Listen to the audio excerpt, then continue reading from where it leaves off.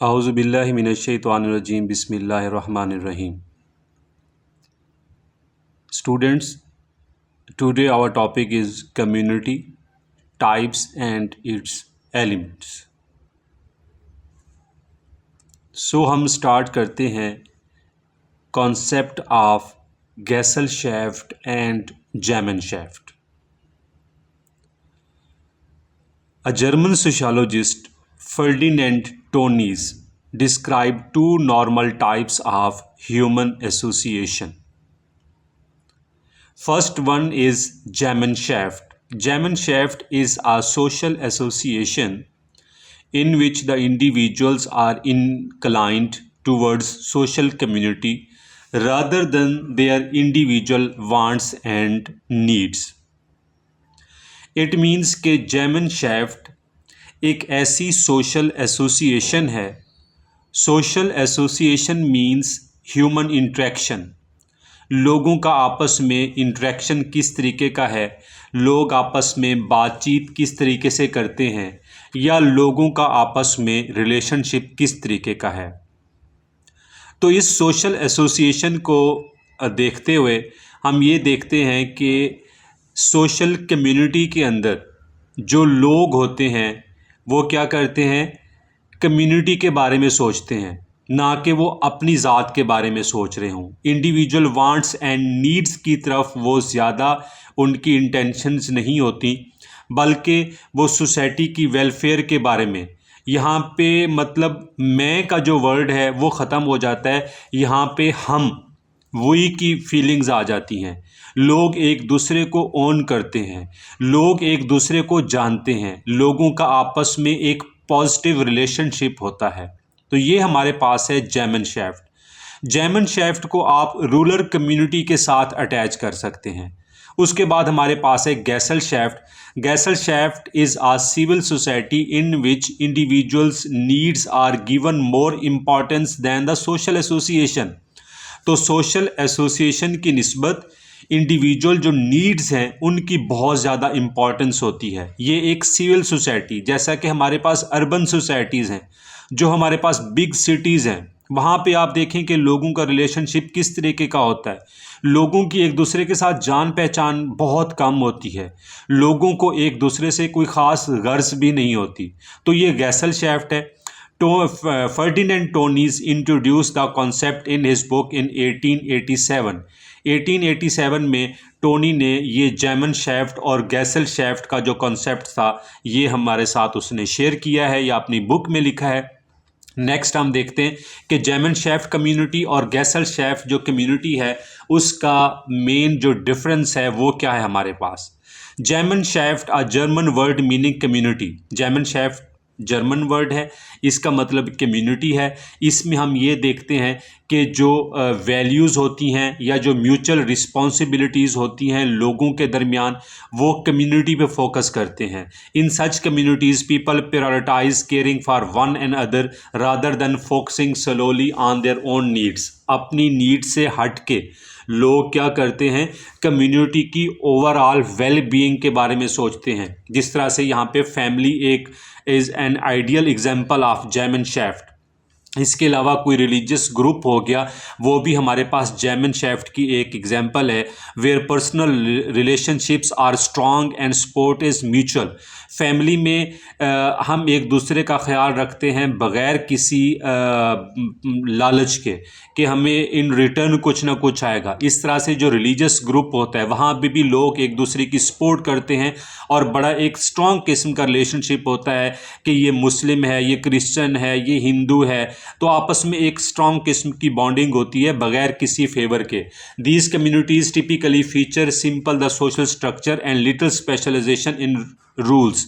अब यहाँ पे कोई ख़ास किस्म की स्पेशलाइजेशन की ज़रूरत नहीं होती. स्पेशलाइजेशन मींस कि जिस तरह से हम देखते हैं गैसलशैफ्ट सोसाइटी में कि वहाँ पे अगर आपने कोई जॉब करनी है तो आपकी एक स्पेशलाइज्ड डिग्री होनी चाहिए, आपको एक स्पेशली किसी किस्म का कोई ख़ास काम आना चाहिए, तब आपको जॉब मिलती है. लेकिन जेमनशैफ्ट में इस तरह की कोई रिक्वायरमेंट नहीं होती. इट मीन्स कि Gemeinschaft reflects a sense of belonging and shared purpose. एक शेयर्ड पर्पस होता है, एक सेंस ऑफ बिलोंगिंग होती है, लोग एक दूसरे को ओन करते हैं। वही बात जिस तरह मैंने पहले की, वही वाली फीलिंग्स इसमें आ जाती हैं। उसके मुकाबले में जो गैसल-शैफ्ट है, इसका मतलब है सोसाइटी। अब सोसाइटी कोई भी सोसाइटी हो सकती है, यहाँ पे इंडिविजुअल इंटरेस्ट की बात होती है।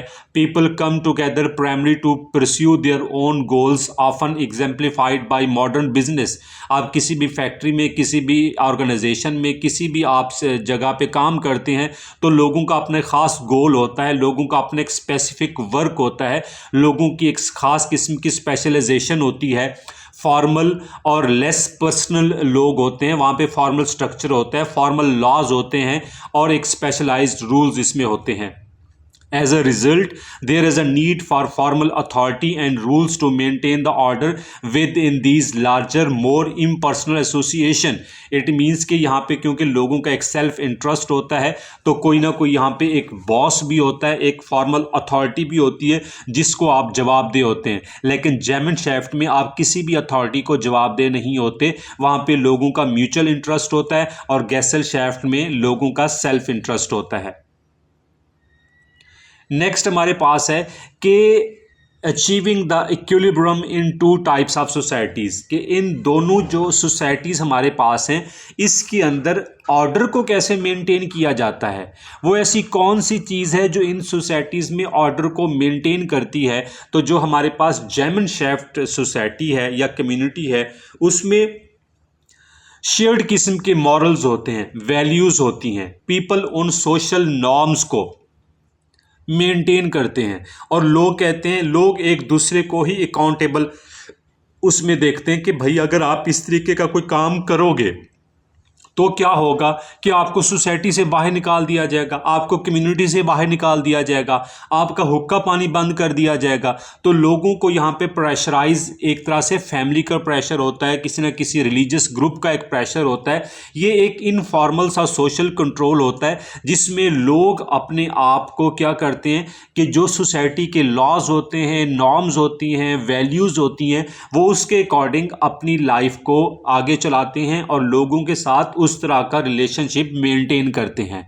मतलब यहाँ पे किसी ख़ास स्पेसिफिक रूल्स की, लॉज की ज़रूरत नहीं पड़ती। लोग एक दूसरे की वजह से एक दूसरे का ख्याल रखते हैं कि नहीं यार, म्यूचुअली ये चीज़ एक्सेप्टेबल है हमारी सोसाइटी के अंदर। लेकिन उसके मुकाबले में अगर हम गैसल शेफ्ट की बात करते हैं तो यहाँ पे एक फॉर्मल सिस्टम होता है कि लॉज होते हैं, पुलिस डिपार्टमेंट होता है, कोर्ट्स होती हैं, प्रिजन्स होती हैं। तो यहाँ पे रिटन लॉज होंगे। लोग अगर आप कहीं ना कहीं अगर लोग मतलब फॉलो नहीं करते लॉज को, या उनका जो एटीट्यूड है वो इस तरह का हो जाए कि सोसाइटी के लिए वो लोग थ्रेट बन जाएं, तो लोगों को एक डर होता है कि अगर हम इस तरह का कोई काम करेंगे, अगर हम लॉज को फॉलो नहीं करेंगे तो हो सकता है कि हमें पनिशमेंट मिल सके। तो इस तरह से जेमन शेफ्ट में कोई लीगल सिस्टम, कोई लीगल मैकेनिज्म नहीं होता कि लोगों के बिहेवियर को मैनेज किया जा सके, या कोई कॉन्फ्लिक्ट आ गया तो उसको रिजॉल्व किया जा सके। लेकिन गैसल शेफ्ट सोसाइटी में एक लीगल मैकेनिज्म होता है and this mechanism is used to manage the behaviour and resolve the conflicts. अब हम रूरल कम्युनिटी को डिस्कस करते हैं। रूरल कम्युनिटी की कुछ करेक्टरिस्टिक्स हैं। हम सबको पता है कि रूरल कम्युनिटी जो है ना, एक लेस डेवलप एरिया होता है और उसमें जो साइज़ ऑफ कम्युनिटी है वो बहुत छोटा साइज़ होता है कम्युनिटी का।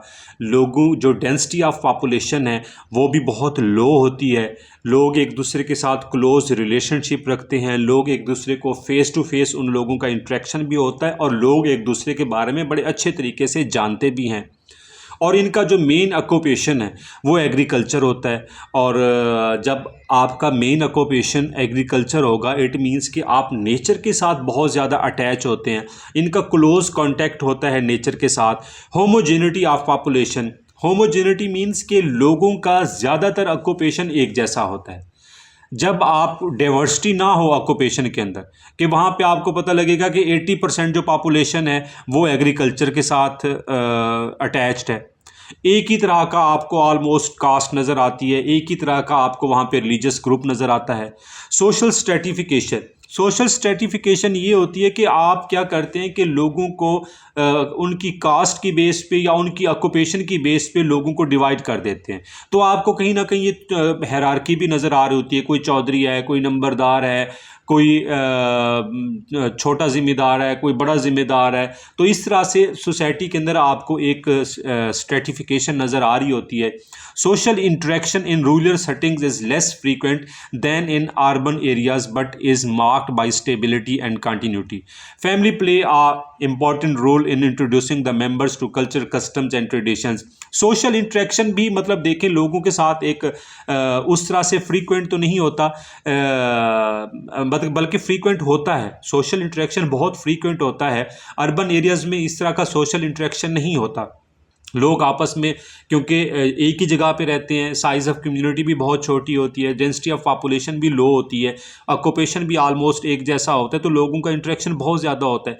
सोशल मोबिलिटी के चांसेस बहुत कम होते हैं। मतलब अगर एक बंदा एग्रीकल्चर के साथ अटैच है तो उसकी आने वाली सारी की सारी नस्लें उसी एग्रीकल्चर के साथ ही अटैच रहती हैं।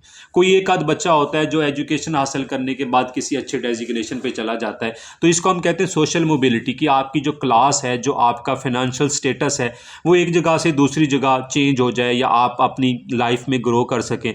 सोशल सॉलिडेरिटी जो अपनायत है, जो असबियत है, वो बहुत ज़्यादा होती है कि लोग अपने कल्चर को, अपने कस्टम्स को, अपनी सोसाइटी को और एक दूसरे को लोग ओन करते हैं। एक मतलब अगर कोई दूसरे इलाके का बंदा आके उनके साथ किसी किस्म का कोई लड़ाई झगड़ा करता है तो सारे के सारे लोग एक जगह इकट्ठे हो जाते हैं। जॉइंट फैमिली सिस्टम होता है, ताया मामा चाचा फूफा सारे एक जगह रह रहे होते हैं।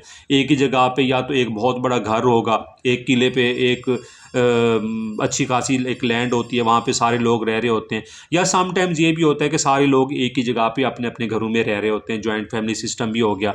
स्लो रेट ऑफ चेंज है, कोई डेवलपमेंट ख़ास नहीं हो रही होती। कोई उस तरह से टेक्नोलॉजी को हम देखें या कोई मॉडर्न एजुकेशनल सिस्टम को देख लें, मॉडर्न टेक्नोलॉजी को देख लें, तो ये जो ट्रांसफॉर्मेशन है ये बहुत स्लो रेट होता है चेंज का, क्योंकि लोगों के अंदर सॉलिडेरिटी का जो लेवल है बहुत हाई होता है और होमोजेनिटी ऑफ पॉपुलेशन होती है। तो इस वजह से चेंज काफ़ी मुश्किल से इसमें आता है। उसके मुकाबले में हमारे पास अर्बन कम्युनिटी है। अर्बन कम्युनिटी में आप देखें कि जो पॉपुलेशन डेंसिटी है, जो साइज़ है, वो बहुत बड़ा होता है। Density of population, urban areas have great population density compare to the rural communities, indicating a close concentration of people. Density यहाँ पे बहुत ज़्यादा हाई होगी। फैमिली स्ट्रक्चर अगर हम देखते हैं तो हमारे पास न्यूक्लियर फैमिली सिस्टम है, जिसमें मियाँ बीवी और उसके बच्चे एक साथ रहते हैं। क्लास एक्सट्रीम है, मतलब आपको यहाँ पे बहुत ज़्यादा एक high class, middle class, lower class, तो आपको इस तरीके का मतलब एक डिफरेंस नज़र आ रहा होता है अर्बन सोसाइटीज़ में। सोशल हीट्रोजेनिटी, मतलब यहाँ पे लोगों का प्रोफेशन बहुत मुख्तलिफ होता है, मुख्तलिफ किस्म के cultures, food habits, religious belief या इस तरह की जो चीज़ें हैं आपको बहुत नज़र आती हैं अर्बन कम्युनिटी में, क्योंकि हर बंदा की अपनी एक स्पेशलाइजेशन होती है, हर बंदे का अपना एक टास्क होता है, हर बंदा मुख्तलिफ किस्म के ऑर्गेनाइजेशंस में जॉब कर रहा होता है। Social distance, the anonymity and diversity in urban life led to the impersonal social interaction which less personal involvement in other affairs। हम देखें ना कि अर्बन एरियाज़ में लोग एक दूसरे के पर्सनल अफेयर्स में कोई अमल दखल नहीं होता, लोग इन्वॉल्व ही नहीं होते, क्योंकि एक एनोनिमिटी और डाइवर्सिटी, मुख्तलिफ कल्चर से, मुख्तलिफ बैकग्राउंड से लोग आए होते हैं। लोग एक दूसरे के बारे में जानते भी नहीं होते। गाँव में तो हम देखते हैं कि नस्ल दर नस्ल लोग वहाँ पे बैठे होते हैं, एक दूसरे का पता होता है। मोबिलिटी के चांसेस यहाँ पे बहुत ज़्यादा होते हैं। आप एक जगह से दूसरी जगह जॉब करते हैं, आपका source of income 1 2 3 4 income source of income हो सकते हैं। मियाँ बीवी एक दूसरे के साथ मिल के भी दोनों वर्किंग हो सकते हैं, तो सोशल मोबिलिटी के चांसेस बहुत ज़्यादा होते हैं। मटीरियलिज्म बहुत ज़्यादा होती है। गाड़ी है, बाइक है, घर में एसी है, टीवी है, ओवन है, ब्ला ब्ला ब्ला, इस तरह की चीज़ें। तो मतलब आपका पहनावा भी इवन हो गया, आपने अपनी एजुकेशन भी आप देखते हैं कि यहाँ पे किस तरह का स्कूलिंग सिस्टम होता है। तो मटेरियलिज्म बहुत ज़्यादा है। Rationality, relationship in urban areas are often based on the rational consideration with interactions governed by the contrast and mutual benefits। आपका रिलेशनशिप किसी के साथ किस बेस पे हो सकता है? म्यूचुअल बेनिफिट्स हो सकते हैं कि मैं अगर इसका ये काम करूँगा तो इन रिटर्न मुझे इससे ये फेवर मिल सकती है। उस तरीके की बॉन्डिंग नहीं होती, लेकिन काम की वजह से आपस में एक बॉन्डिंग होती है। फॉर्मल सोशल कंट्रोल होता है, आपको पुलिस कोर्ट्स और इस तरह की चीज़ें नज़र आ रही होती हैं। अगर आपने कहीं पे थोड़ा सा भी लॉज की वायलेशन की तो आपको कोई ना कोई पनिशमेंट मिल सकती है।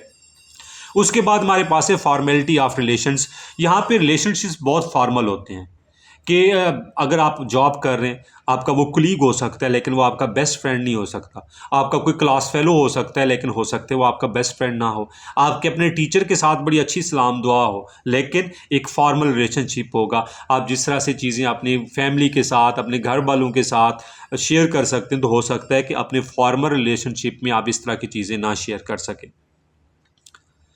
तो नेक्स्ट हम देखते हैं कि कम्युनिटी डेवलपमेंट के कुछ एलिमेंट्स हैं जो कि यूनाइटेड नेशंस ने मतलब रिपोर्ट किए हैं।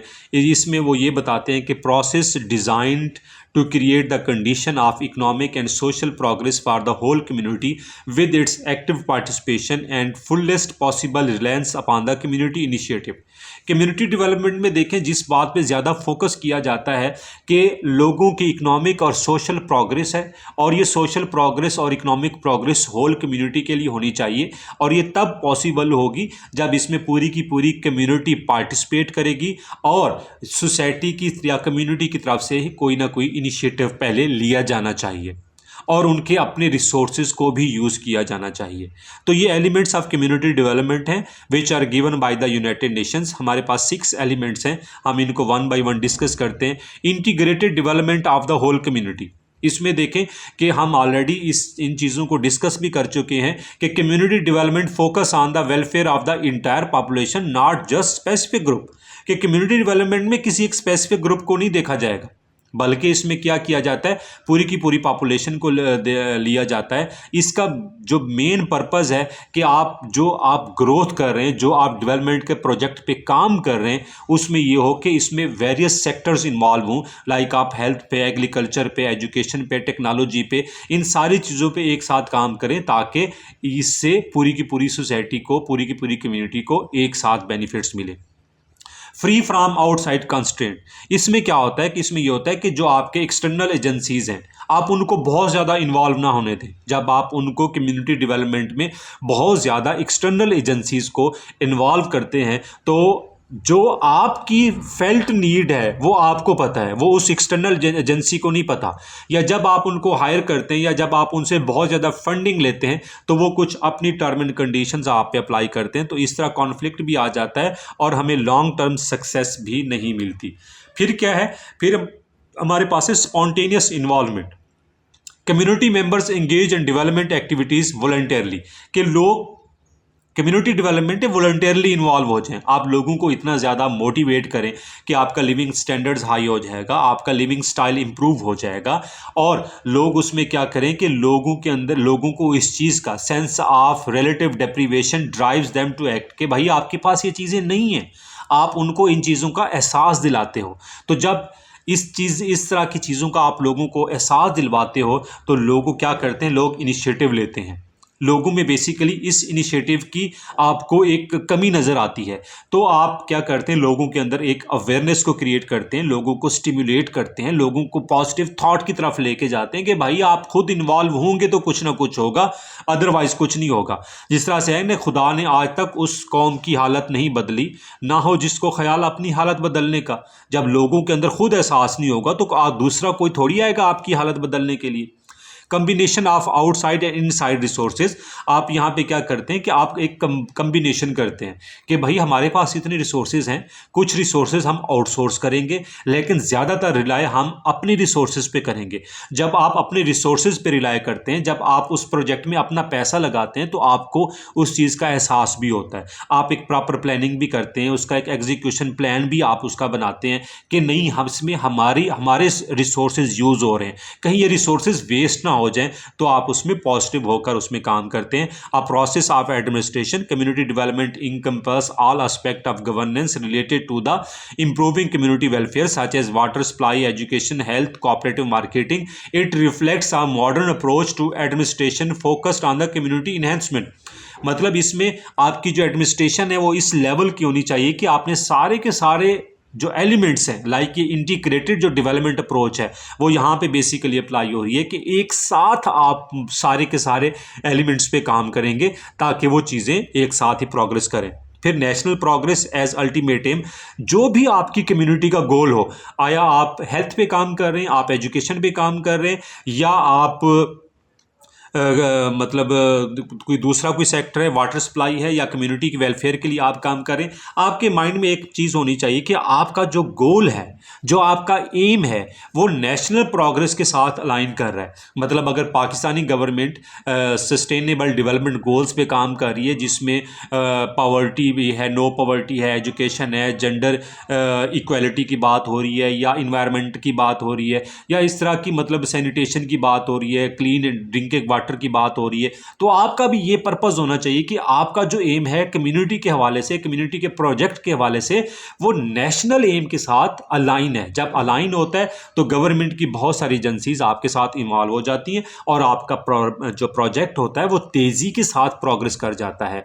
होप सो कि ये वाला जो लेसन है आपकी अंडरस्टैंडिंग हो गई होगी। बहुत सारी चीज़ें इसमें रिपीटेड थी, ऑलरेडी हम इनको डिस्कस भी कर चुके हैं। अगर आपको मेरा ये लेक्चर अच्छा लगा है तो मेरे चैनल को लाइक करें, सब्सक्राइब करें और शेयर करें। Thank you so much, take care, अल्लाह हाफिज़।